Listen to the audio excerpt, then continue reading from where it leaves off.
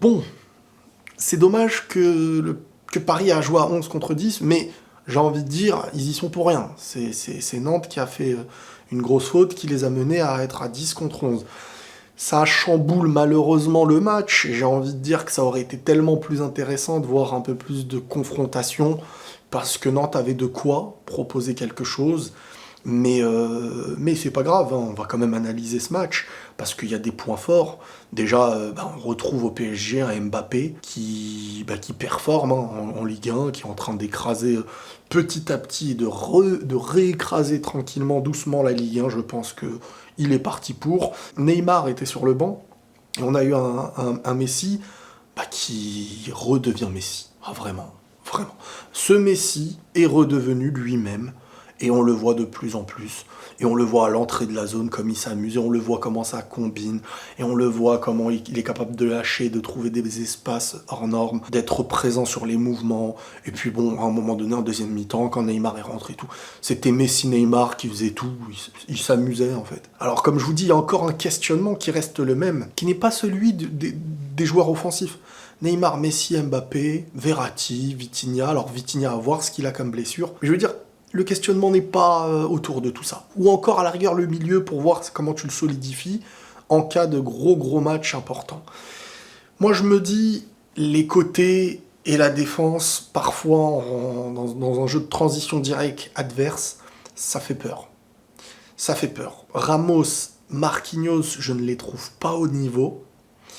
Donnarumma peut être inquiétant. Et Hakimi n'a pas été défensivement... Enfin, il a été en grosse difficulté, je trouve, sur ce match-là, défensivement. Nuno Mendes, c'est vraiment un élément qui est en train de monter en puissance et de montrer que un jeune aussi fort que tu réussis à faire signer chez toi, et ça y est, tu le prolonges, c'est l'affaire du siècle. Enfin, du siècle, j'exagère un peu. Mais pour vous faire comprendre que vraiment, là, Paris a sur son aile gauche quelque chose de très très sérieux. Quelqu'un de très sérieux. Maintenant, encore une fois, ce qui est dommage, c'est que le match a été cloué. Après le rouge, tu sentais, bon, même avant déjà Paris est supérieur, mais on sent quand même, on n'est pas aussi serein que sur les deux premiers matchs. On sait que Paris est au-dessus. On sait, attention, et ça faut pas le sous-estimer, il faut pas juger un match de Ligue 1 sur comment Paris jouera en Ligue des Champions.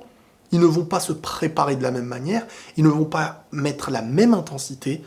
C'est-à-dire qu'en Ligue 1, ils savent que par le football, ça suffit. On a vu quand même parfois en Ligue des Champions, le PSG, se mettre dans la tête le défi physique, le duel à jouer. Et cette manière de pouvoir rentrer dans l'adversaire, de ne pas se laisser faire. Contre Monaco, j'ai l'impression qu'ils n'étaient pas prêts à ce duel physique qu'ils avaient pu avoir. Mais j'ai le sentiment qu'ils ont la capacité... Alors, il y a de la déception. Renato Sanchez, on dirait qu'il se bride. Et il se bride de la même manière que Wijnaldum. Alors, est-ce que c'est parce que le niveau est trop haut par rapport à ce qu'eux, ils sont en tant que joueurs? Je sais pas. Mais en tout cas, ou est-ce que c'est ce qui leur est demandé? Parce que, bon, des porteurs de balles, il y en a assez. Donc, est-ce que quand un Renato y rentre, on lui dit pas il y a des porteurs autour de toi, c'est pas à toi de porter le ballon? Sauf que les fulgurances de Renato, on les connaît quand il porte un peu le ballon et qu'il est à l'aise mentalement, techniquement. Pour l'instant, c'est la déception que tout le monde au PSG ressent, j'ai l'impression, et c'est ce qu'on voit aussi.